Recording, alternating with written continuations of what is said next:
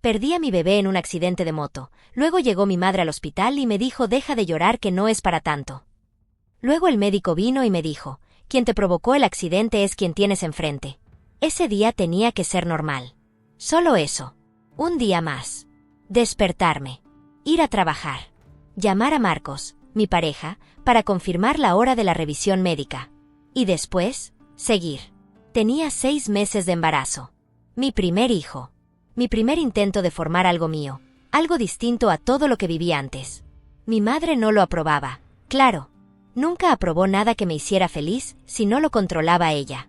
Pero ese día no iba en auto. Iba en moto. No porque fuera lo ideal estando embarazada, sino porque no tenía otra. Era eso o no llegar. Y cuando vivís contando centavos, a veces el riesgo es parte del precio. A mitad de camino, algo se cruzó. O alguien. La moto perdió el control. Yo grité, pero no recuerdo qué. El suelo me recibió como si me hubiera estado esperando. No sentí dolor al principio. Solo confusión. Ruidos. Luces. Gente. Y después, oscuridad. Desperté en una camilla. Un enfermero hablaba rápido. Mi brazo sangraba. Mi pierna no respondía. Pero yo solo podía preguntar una cosa. ¿Y mi bebé? Nadie me respondía. El médico entró. Cara tensa. Guantes manchados. Señorita, necesita permanecer tranquila. Estamos estabilizándola. Tuvimos que actuar rápido por la pérdida de sangre. Y, lo siento mucho. Ese lo siento mucho me atravesó como una puñalada sin aviso. Yo no lloré. No grité. No reaccioné. Me quedé en silencio. Porque había algo en mí que no estaba listo para aceptar que todo había terminado.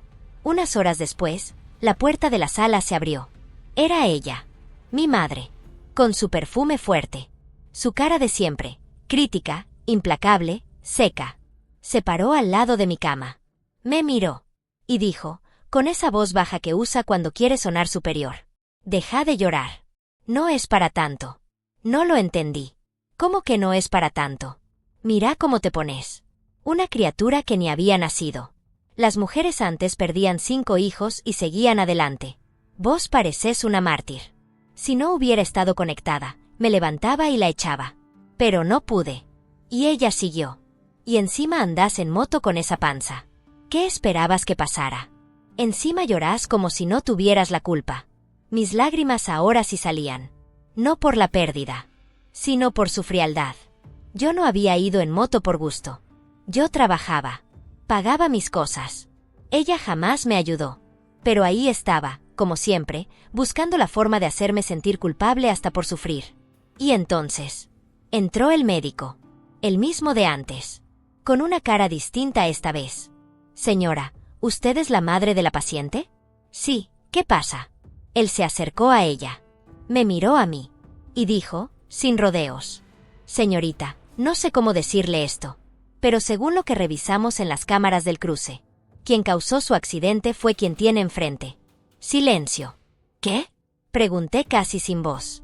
La motocicleta derrapó al esquivar un auto que frenó en seco. Y ese auto era conducido por su madre. Mi mundo se detuvo. Ella, mi madre, la mujer que me acababa de llamar exagerada, fue quien provocó el accidente. Fue quien me quitó a mi hijo. Y lo sabía. Lo sabía. Porque su expresión no fue de sorpresa. Fue de miedo. De exposición. Y en ese instante, lo entendí todo. Campana, suscríbete si alguna vez alguien te culpó por el dolor que ellos mismos te causaron. Burbuja de diálogo comenta: lo sabía si alguna vez sentiste que detrás de la frialdad había algo que no te estaban diciendo. El médico no se fue enseguida. Se quedó parado junto a mi cama, con los ojos clavados en mí, esperando que asimilara sus palabras. Pero, ¿cómo asimilás que tu propia madre fue quien te robó a tu hijo? Yo no podía hablar. El nudo en mi garganta era tan brutal que hasta me costaba respirar. Y ella ni siquiera fingió sorpresa. Solo cruzó los brazos y respondió con su clásica indiferencia. ¿Qué están insinuando? Yo no provoqué ningún accidente. Si la moto derrapó, es culpa del conductor, no mía. El médico la miró con dureza. Señora, el conductor de la moto no sobrevivió. Y según testigos y cámaras, usted frenó bruscamente en una intersección donde el paso era libre. Y lo hizo sin poner luces, sin detenerse con precaución. Eso es conducción temeraria. Ella giró hacia mí y me dijo, ¿ves? Por hacerte la pobre en moto, mira lo que causaste. Mi mirada se volvió fuego. ¿Lo que yo causé? Quise levantarme, pero el cuerpo no me respondía. ¿Estás insinuando que todo esto es culpa mía? Claro que sí. Si te subís a una moto con 6 meses de embarazo, ¿qué esperas que pase? Encima tenías turno para revisión y salís como si nada. ¿Y ahora me vas a echar la culpa a mí? El médico intervino. Señora, si no se retira, voy a pedir al personal que la saque. Esto no está ayudando a la paciente. No necesito ayuda, respondió ella. Lo que necesita es madurar. Cuando finalmente se fue, la enfermera vino corriendo a ajustar mi suero. Mi presión se había disparado. Tenía las manos heladas, y las lágrimas que me había aguantado en el momento empezaron a salir como lava. Pero no lloraba por la pérdida. No solo. Lloraba porque la persona que se supone que debería haberme protegido, que debería haber sido mi contención en ese momento, me miraba como si todo fuera una escena que la incomodaba más que le dolía. Pasé la noche en observación. Los médicos me explicaron que la hemorragia fue grave, que si no me hubieran operado tan rápido, probablemente yo tampoco habría sobrevivido, y que aunque físicamente podría recuperarme, la parte emocional iba a llevar tiempo. Mucho tiempo. Yo no respondía. Solo asentía. Todo sonaba lejano, como si estuviera viendo mi vida desde otro lado. Al día siguiente, me dejaron recibir una visita. Esperaba a Marcos. A alguien del trabajo. A una amiga. Pero entró ella. Otra vez. Antes de que digas algo, vine a aclarar todo, dijo con tono condescendiente. Me tapé con la manta hasta el pecho. No quiero hablar con vos. No tenés ese lujo ahora. Estás sola. Yo soy tu madre. Y vine porque, aunque me culpes, seguís siendo mi hija. ¿Tu hija? ¿Después de decirme que deje de llorar? ¿Después de llamarme irresponsable mientras perdía a mi bebé? Ella frunció el ceño, molesta. Tenés que ser fuerte. No andar haciendo shows. A nadie le importa una mujer llorando en una camilla. ¿A nadie le importa? Grité. Mi voz salió con una fuerza que no me reconocía. ¿Sabes qué? Tenés razón en algo. Estoy sola. Pero no porque no tenga a nadie.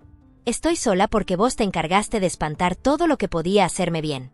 Ella pareció ofendida. No vengas a decir ahora que todo es culpa mía. ¿Y de quién es entonces? ¿De la moto? ¿Del universo? ¿Del karma? Me incliné hacia adelante, aún con el dolor. Vos me quitaste a mi hijo. Y ni siquiera tuviste el coraje de admitirlo. Fue un accidente. Gritó ella. Y lo ocultaste. Y me hiciste sentir que era mi culpa. ¿Y sabes qué? Eso no es solo cobardía. Eso es crueldad. Y vos sos la mujer más cruel que he conocido en mi vida. Se quedó quieta. No dijo más. Solo murmuró. Pensé que con el tiempo lo ibas a entender. ¿Entender qué? ¿Que mi vida no vale nada si no encaja en tu idea de perfección? ¿Que un bebé es descartable porque no lo conociste? Ella bajó la mirada. Te vas a quedar sola, nena. Eso es lo mejor que podría pasarme si eso significa no volver a verte más. Y con eso, le señalé la puerta. Cuando se fue, sentí por primera vez que estaba tomando el control. Dolida. Rota. Pero consciente de que yo no iba a dejar que esa mujer siguiera manejando mi vida con su indiferencia disfrazada de autoridad. No sé si lo entendió. Pero yo sí. Y esa fue la primera noche que dormí sin temblar. Pero no era el final. Ni siquiera el principio del final. Porque lo que no sabía es que ella no solo fue la causa del accidente, también fue la que impidió que yo recibiera ayuda a tiempo. Y eso, lo descubrí por accidente. Y no me lo contó ella. Me lo contó alguien de adentro del hospital. Al día siguiente, todavía estaba débil. No podía caminar bien. Me movía con dificultad por la habitación del hospital. Me habían cambiado de área. Ahora estaba en una sala más tranquila, sin visitas. Y lo agradecía. Necesitaba silencio. Necesitaba reconstruirme con lo poco que quedaba. Mi madre no volvió ese día. Ni el siguiente. Pero había dejado una herida abierta. Y yo creía que nada podía empeorar la historia. Pensaba que lo peor ya había pasado. Pero no. Esa tarde, una enfermera nueva entró a mi habitación. Joven. Nerviosa. Se notaba que no estaba segura de lo que hacía. Me revisó el suero. Miró los registros. Y cuando se aseguró de que nadie más estaba cerca, me habló en voz baja. ¿Puedo preguntarte algo? Sí, claro, dije, sorprendida. ¿Vos sabías que estuviste esperando más de 20 minutos sin que nadie te ayudara, mientras estaba sangrando? La miré, confundida. ¿Cómo? ¿20 minutos desde que me trajeron? Ella asintió. Sí. ¿Y según los registros internos? Alguien impidió que se te atendiera de inmediato. El corazón me dio un vuelco. ¿Cómo que alguien impidió? Ella bajó la voz aún más. Una mujer, la misma que firmó tu entrada como familiar. La misma que dio tu nombre completo, pero pidió que no te atendieran todavía porque solo estabas en shock. Me quedé en silencio. ¿Estás diciendo que fue mi madre? Yo no puedo asegurarlo, dijo. Solo sé que cuando los doctores se acercaron, ella dijo que no tenías nada grave, que te habías desmayado del susto y que no querías que nadie te tocara. Mis manos empezaron a temblar. ¿Y eso retrasó? La enfermera asintió con dolor. Sí, retrasó la intervención.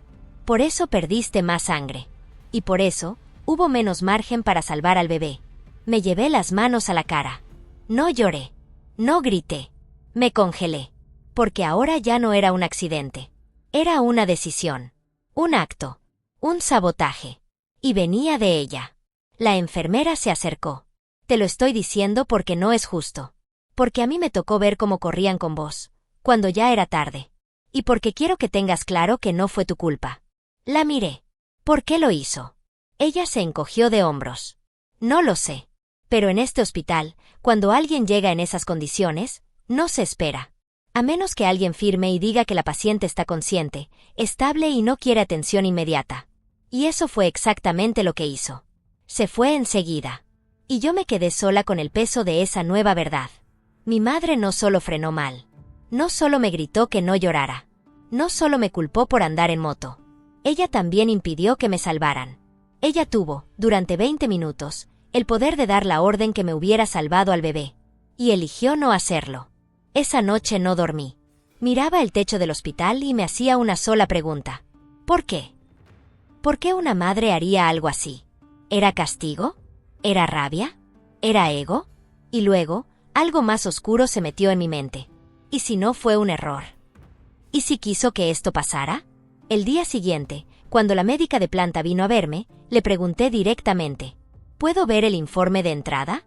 Quiero ver quién firmó. Ella dudó, pero accedió.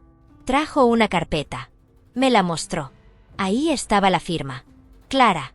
Letra dura. Nombre completo. Susana Méndez. Mi madre. Y debajo, la indicación. Paciente sin dolor, no desea intervención urgente. La médica suspiró. Entiendo tu expresión. Esto no debería haber pasado. Y como profesional, te digo que ya hay una investigación interna abierta. Pausa. No solo por vos. También por el personal que permitió que alguien decidiera eso en un caso tan grave. Yo no dije nada. Solo asentí. Y cerré los ojos. Porque algo dentro de mí había cambiado para siempre. Ya no era la hija herida. Ni la mujer rota. Era una sobreviviente. Y una testigo. Y lo que había que decir. Yo lo iba a decir. Con nombre. Con apellido. Con verdad. Aunque me costara quedarme sin familia. Porque a veces, la única forma de salir adelante es dejar de proteger a quien nunca te protegió. Pasaban los días, y el hospital se sentía como una cápsula fuera del tiempo.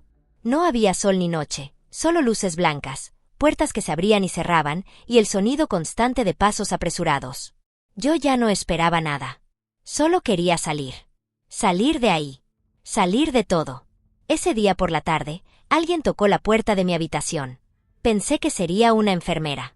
Pero no. Era mi tía Silvia. La hermana menor de mi madre. No la veía desde hacía meses. Y cuando la vi ahí, parada en la puerta con su cartera en la mano y los ojos ya húmedos, supe que no venía por mí. Venía a hablar por ella. ¿Puedo pasar? Asentí con la cabeza. No tenía ganas de hablar, pero algo me decía que esa conversación era inevitable. Se sentó junto a mi cama. «Te ves tan flaquita, mi amor», dijo con una voz temblorosa, casi infantil. No respondí. Ella suspiró. «Tu mamá está muy mal. No para de llorar. No sale de la casa». ¿Y yo cómo debería estar? Le pregunté, sin cambiar el tono. No estoy diciendo que no tengas derecho. Solo que, hay cosas que tal vez vos no sabés. Levanté la mirada. ¿Cómo qué? ¿Que mi madre provocó el accidente? ¿Que firmó para que no me atendieran? ¿Que me llamó exagerada mientras yo me desangraba? Mi tía se quedó en silencio. Su labio inferior tembló. Y entonces bajó la cabeza y soltó una frase que me perforó. Tu madre perdió un bebé. Hace años. Y nadie la dejó llorarlo. No entendí. ¿Qué estás diciendo? Tenía 17 años. Se embarazó de un tipo que la dejó. La abuela se enteró y la obligó a esconderse. Tu madre parió sola, en una casa en el campo. El bebé nació muerto. Y al otro día, la obligaron a volver a clases como si nada hubiera pasado. Mi pecho se cerró. Nunca me lo contó. Nunca se lo contó a nadie. Yo me enteré por accidente, muchos años después. Ella lo enterró. Literalmente. Me llevé las manos al rostro. No sabía si llorar o gritar. Porque parte de mí entendía por primera vez de dónde venía esa frialdad. Pero la otra parte, no podía perdonarla. Eso no le da derecho a hacerme esto, Silvia. No le da derecho a tratarme como trató. Ni a firmar algo que me robó a mi hijo. Lo sé, dijo ella. Solo, quería que lo supieras. Se quedó un momento en silencio. Tu mamá no sabe cuidar a nadie que ama. Porque para ella, amar es lo mismo que controlar. Y cuando siente que no tiene el control, se vuelve cruel. Me quedé mirando por la ventana. ¿Y entonces qué? ¿Tengo que entenderla? No. Pero sí podés cerrar esto sabiendo que el problema nunca fuiste vos. Nunca fue tu embarazo. Ni tu decisión de vivir por fuera de sus reglas. Fue su herida. Esa que no quiso mirar. No supe qué decir. Solo cerré los ojos. Porque ahora la rabia estaba mezclada con compasión. Una compasión peligrosa. De esas que te hacen dudar de si tenés que perdonar para seguir adelante. Y no. Yo no iba a perdonar tan fácil. Silvia, vos sabés que si yo no hablaba con el médico, ¿ella se iba de este hospital sin que nadie supiera la verdad? Sí. ¿Sabés que me dijo en la cara que lo mío no era para tanto? Asintió, bajando los ojos. Entonces no me pidas que la entienda. Porque esa mujer eligió. Y no me eligió a mí. Mi tía se levantó. Se acercó a la cama. Me tomó la mano. Te lo digo con amor. No dejes que su forma de amar arruine la tuya. Pausa. Porque vos todavía podés empezar distinto. Y se fue. Me quedé sola. Pero no vacía. Por primera vez, entendía algo que nadie me había explicado. A veces los padres no son malos porque quieren. Lo son porque nunca les enseñaron a hacer otra cosa. Pero eso no los absuelve. Solo los desnuda. Y te da la opción de cortar con el patrón. O repetirlo. Y yo sabía una cosa. Mi historia iba a terminar diferente. No como la de ella. No como la que heredé. Como la que iba a construir, sin pedirle permiso a nadie. 2 días después de la visita de mi tía, me dieron el alta. No estaba lista. Ni física ni emocionalmente. Pero me dijeron que ya no necesitaba monitoreo constante, que podía seguir el proceso en casa. Casa. Una palabra que no sentía como hogar. Porque lo único que quería ahora era salir del hospital sin volver al pasado. Antes de irme, pedí una cita con administración. Quería dejar constancia. De todo. Del accidente. De la firma. De los 20 minutos. De la verdad. No porque quisiera venganza. Sino porque el silencio la protegía a ella. Y yo ya no iba a ser cómplice. Me sentaron frente a una mujer de bata gris y gafas grandes. Tenía una carpeta frente a ella y mis informes abiertos en la pantalla. Ya nos llegó su caso. De hecho, nos adelantamos a su queja. El hospital abrió una investigación interna desde que el jefe de planta notificó la irregularidad. ¿Y qué van a hacer? Evaluar si hay responsabilidad profesional. Pero usted tiene derecho a presentar una denuncia civil o penal. Asentí. Lo voy a hacer. Ella pareció dudar. Quiero que sepa algo, añadió. Antes de que usted viniera, su madre dejó algo. ¿Qué cosa? La mujer sacó de la carpeta un sobre. Blanco. Doblado. Sin remitente. Pero con mi nombre escrito a mano. Me lo entregó. Y me dijo, puede abrirlo aquí o en otro momento. Pero nos pareció correcto que lo tuviera. No sabía si abrirlo. Me ardían las manos. Pero también el orgullo. Estuve un minuto mirando el sobre, hasta que finalmente lo abrí. Era una hoja simple. Sin encabezado. Solo una frase, escrita con la letra firme y angulosa que conocía de toda la vida. Yo no quería que lo tuvieras, pero tampoco fui capaz de evitarlo a tiempo.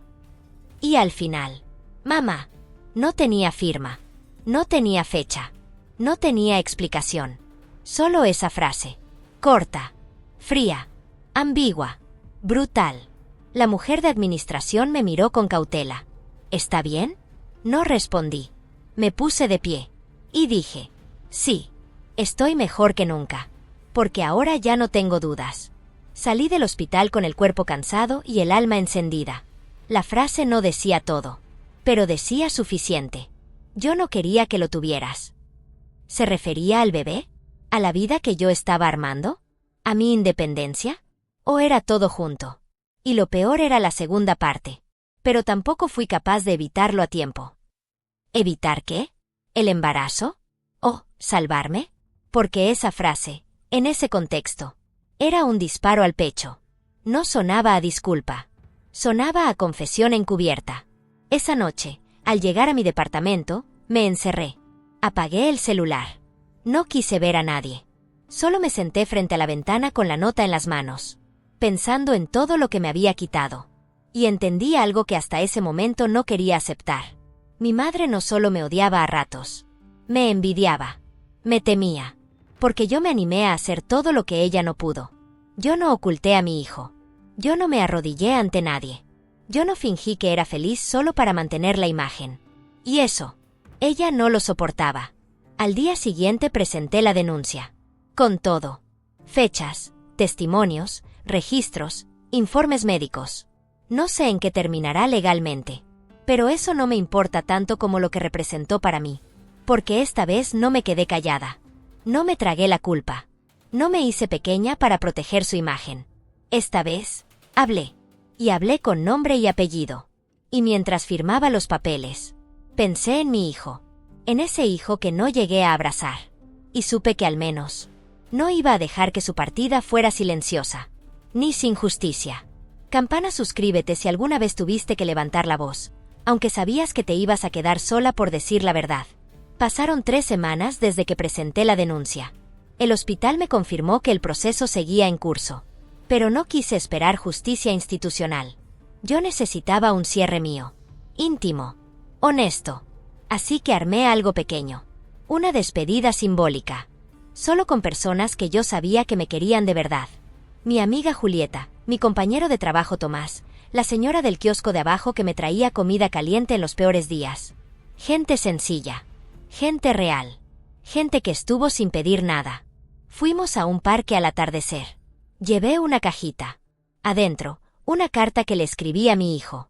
Un peluche diminuto que había comprado a los 3 meses. Y una ecografía. Esa era mi forma de cerrar.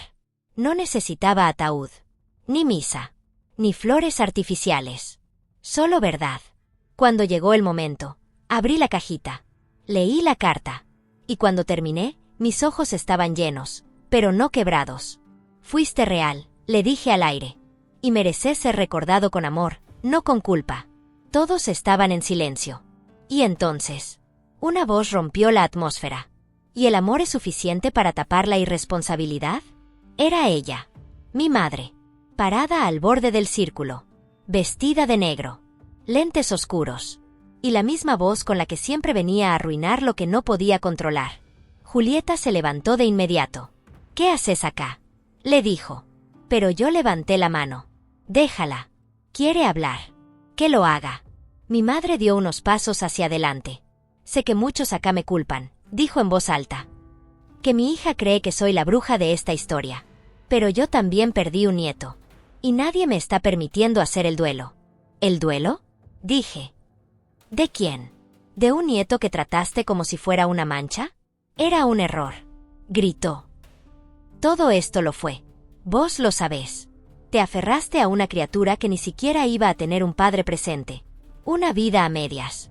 El aire se cortó. Julieta se tapó la boca. Tomás dio un paso adelante. Pero yo me adelanté primero. Me paré frente a ella. ¿Una vida a medias? Sí, dijo. Y vos insististe. Como si pudieras rehacer lo que yo no supe. Como si fueras mejor que yo. Y lo fui, le dije. Porque al menos, yo sí quise a mi hijo. Sin condiciones. sin vergüenza, sin esconderlo. Ella me miró con rabia. ¿Y ahora qué? ¿Vas a seguir haciéndote la víctima? ¿Con esta ceremonia ridícula? Me acerqué más. Ya no temblaba. No gritaba. Le hablé bajito. Solo para que lo oyera ella. Esta ceremonia es para él. Pero si querés un momento para vos, lo vas a tener. Porque te juro que este es el último lugar donde vas a poder decir su nombre sin que te tiemble la voz de vergüenza. Me giré hacia todos. Gracias por estar. De verdad. Porque esto no era para que me consuelen. Era para que mi hijo sepa, donde sea que esté, que fue querido. Aunque su abuela no supiera cómo amarlo. Ella no dijo más. Se fue. Pero antes de irse, soltó algo como al pasar. Cuando te arrepientas, no vengas a buscarme. No respondí. Porque ya sabía la verdad. La que va a arrepentirse es ella. No por perder a su hija, sino por no haber sabido nunca lo que era tenerla de verdad. Esa noche, dormí como hacía meses no dormía. No por estar en paz, sino porque por fin dejé de esperar que ella me entendiera. O me aceptara. O me amara como yo necesitaba. Ya no hacía falta. Porque lo que yo tenía que cerrar, ya se estaba cerrando desde adentro. Después de aquella despedida simbólica, algo dentro de mí cambió. No se sanó. No se borró. Pero se alineó. Ya no necesitaba explicaciones. Ya no deseaba respuestas. Porque entendí que el cierre no siempre viene con justicia externa. A veces, simplemente viene con silencio interno. Empecé a escribir. No para publicar, ni para mostrar. Solo para vaciar. Cada noche, frente a la computadora, escribía lo que no me animaba a decirle ni al espejo. Y eso empezó a salvarme. Me tomé unas semanas lejos del trabajo. Sin redes. Sin llamadas. Sin pasado. Mi única rutina era despertar, escribir, salir a caminar, volver, hacerme una taza de té y volver a escribir. No sonaba a una vida emocionante, pero era mía. Y por primera vez en mucho tiempo, me sentía dueña de algo. Hasta que llegó el sobre. Un jueves al mediodía. En el buzón. Con membrete del juzgado local. Primero pensé que era por el caso que había iniciado yo. Pero al abrirlo, entendí todo. Se le informa que la señora Susana Méndez ha solicitado, mediante representación legal, la apertura de una mediación por daños a su imagen pública, tras los hechos ocurridos en el hospital regional el pasado mes. Me senté en seco. Leí 3 veces más. Alega que ha sido víctima de acusaciones infundadas, malinterpretaciones y hostigamiento social que comprometen su dignidad como madre, abuela y ciudadana. Me reí. No por humor. Por incredulidad. La mujer que causó el accidente. Que impidió que me atendieran. Que me gritó en una ceremonia de despedida. Ahora quería demandarme. Por dañar su imagen. Llamé a Julieta. No podía callarlo. ¿Estás sentada? Le dije. ¿Qué pasó? Mi madre quiere limpiar su nombre. Legalmente. Silencio al otro lado. ¿Cómo que limpiar? ¿Qué hizo? Pidió una mediación. Una especie de conciliación donde yo debería retractarme. ¿Retractarte de qué? De haber dicho la verdad. Julieta se apareció en casa a los 15 minutos. Con cara de guerra. ¿Y qué vas a hacer? Ir. ¿Ir a la mediación? Sí. No voy a dejarle la última palabra. Ni a ella, ni a su abogado, ni a nadie que crea que las víctimas tienen que quedarse calladas para no incomodar. Días después llegó la citación oficial. Audiencia en sala privada. Sin cámaras. Sin público. Solo ella, su abogado, mi representante y yo. No era un juicio. No aún. Pero era un nuevo campo de batalla. Y yo no iba a entrar desarmada. El día de la mediación, me puse lo más simple que encontré. Pantalón negro. Camisa blanca. Pelo recogido. Y en el bolsillo, la nota que ella misma me dejó en el hospital. Sí. Esa que decía. Yo no quería que lo tuvieras. Pero tampoco fui capaz de evitarlo a tiempo. Porque si alguien se atrevía a decir que esto era un malentendido, yo tenía la prueba de su intención. Cuando entré a la sala, ella ya estaba ahí. No me miró. Tenía los ojos clavados en la mesa. Su abogado habló primero.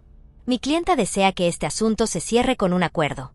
Ella considera que lo sucedido fue una tragedia, pero se la ha acusado injustamente. Lo que solicita es que su hija deje constancia por escrito de que no considera a su madre responsable directa de la pérdida sufrida. Lo miré. ¿Eso quiere? Sí.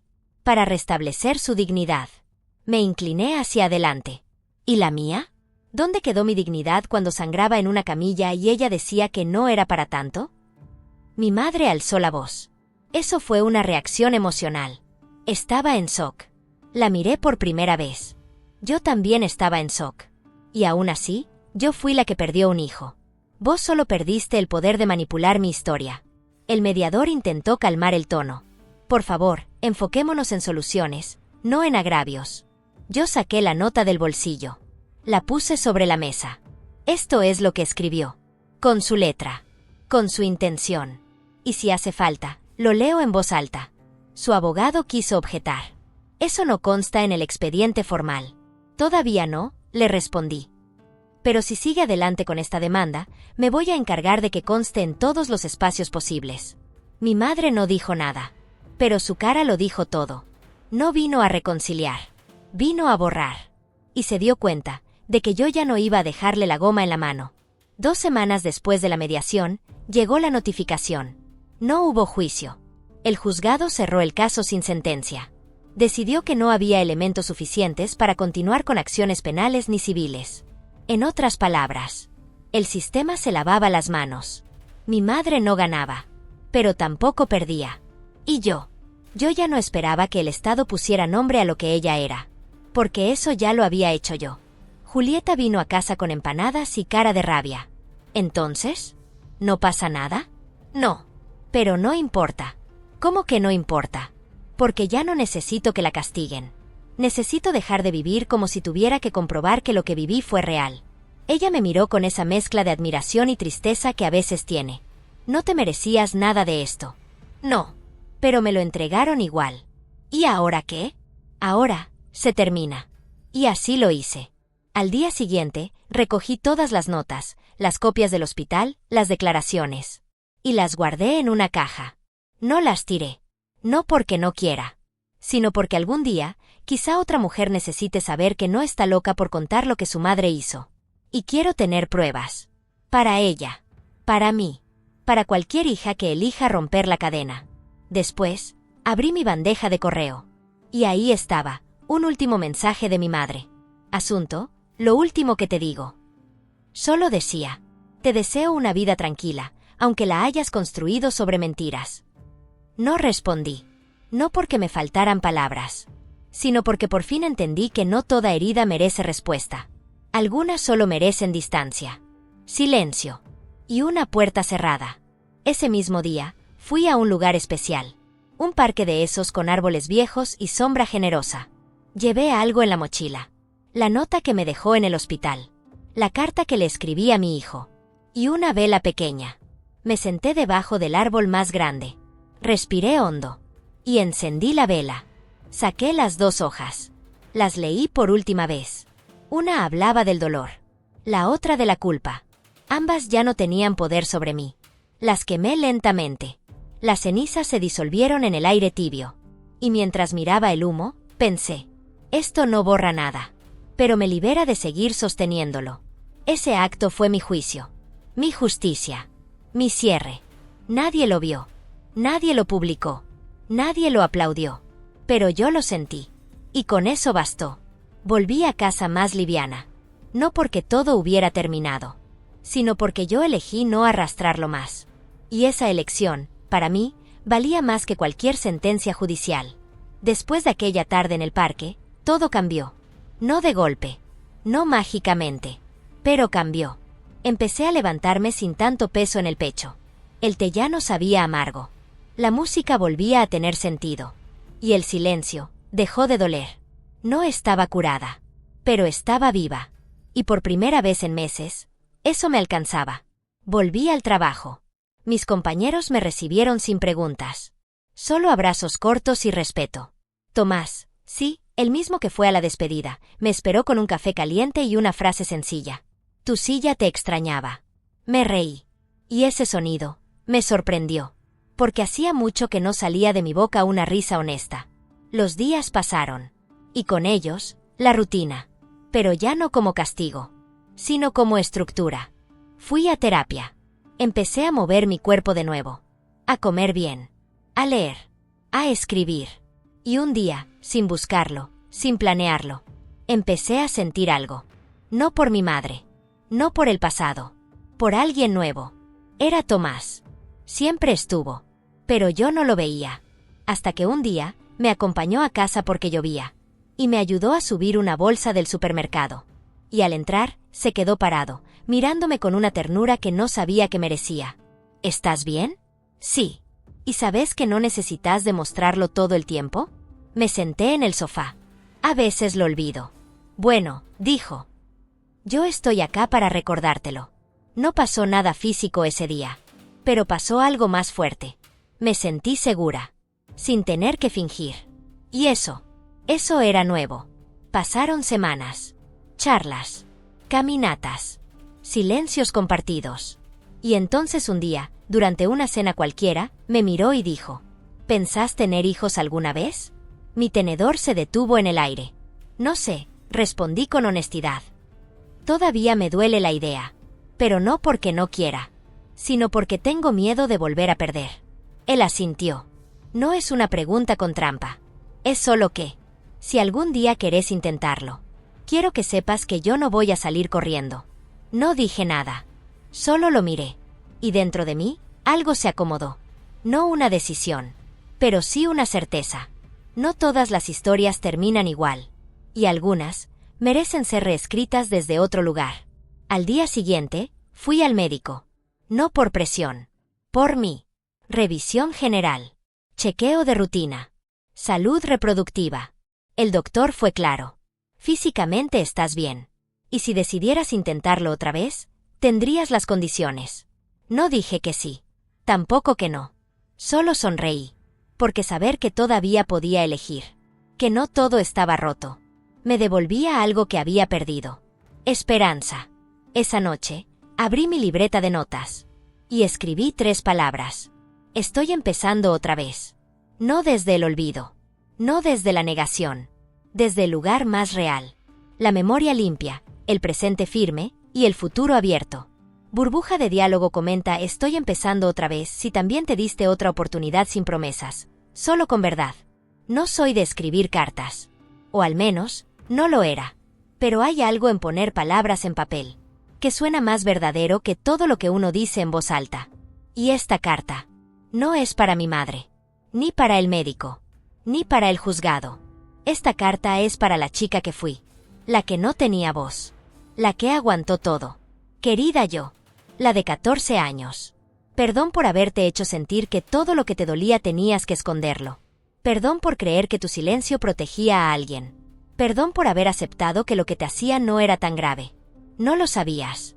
Pero estabas aprendiendo a vivir con miedo. Y no era tu culpa. Tampoco era tu culpa querer que tu madre cambiara. Soñar que un día te iba a decir, estoy orgullosa de vos. Pero ese día nunca llegó. ¿Y sabes qué? No pasa nada. Porque un día, dejaste de esperarlo. Y ahí, empezó tu verdadera vida. Te cuento algo que no sabes aún. Vas a perder cosas. Sí. Un bebé. Una pareja. Una parte de tu fe en el mundo. Pero también vas a ganar. Vas a aprender a elegirte. A nombrar lo que antes te callabas. A no tener vergüenza por llorar en público. Vas a reconstruirte sin nadie que te diga cómo. Y cuando lo hagas, vas a mirar atrás y decir, gracias por no rendirte. Aunque dolía. Aunque te temblaban las piernas. Aunque nadie entendía lo que llevabas adentro. No sé si esto se llama perdón. No sé si quiero usar esa palabra. Pero sí sé una cosa. Ya no quiero cargar con lo que no era mío. Ni con su rabia. Ni con su culpa. Ni con su forma torcida de llamar amor a la posesión. Así que acá te devuelvo lo que te sacaron. Tu risa. Tu fuerza. Tu derecho a decir, me duele y no me lo trago. Hoy te escribo como quien cierra un ciclo. Pero no para olvidar. Sino para caminar con los pies libres. Y la espalda recta. Porque no naciste para mendigar. Naciste para amar sin miedo. Y sin pedir perdón por existir. Con amor. La mujer que por fin te escuchó. Cerré la libreta. Apagué la luz. Y por primera vez en muchos años, me dormí sin pensar en lo que pudo haber sido. solo pensando en todo lo que aún puede ser. Campana, suscríbete si alguna vez tuviste que rescatar a tu yo del pasado para poder seguir adelante.